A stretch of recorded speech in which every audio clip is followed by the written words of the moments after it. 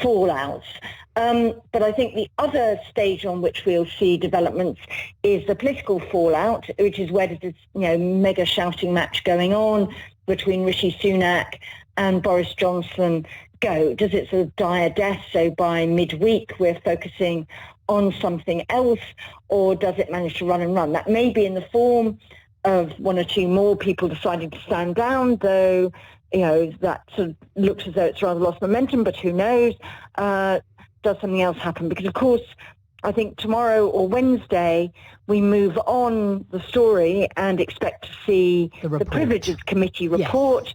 And, this may be all Boris Johnson's sort of deflection from that. And then we will all finally get to see what Boris Johnson saw on Friday, which is why the committee came to the conclusion that he had seriously misled Parliament, Jill, and that merited quite a long suspension. But the committee will, of course, take into account his resignation letter, which used phrases like kangaroo court. And I was hearing today that they've had to increase security for the committee members. So this is also going to be reflected. So Boris Johnson's seen a version of it, but not the final version. That's right, isn't it?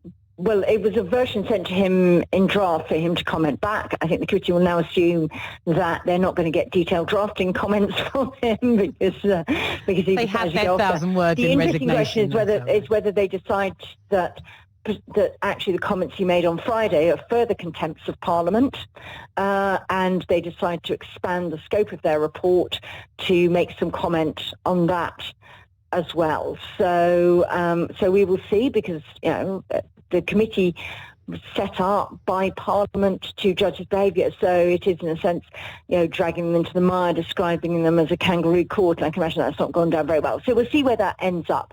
So I think the interesting question is, where does that sort of political row fallout happen? What then happens? When does the government move the writ for the 3 by-elections that it now has pending? Is that quite soon, or is that some way off?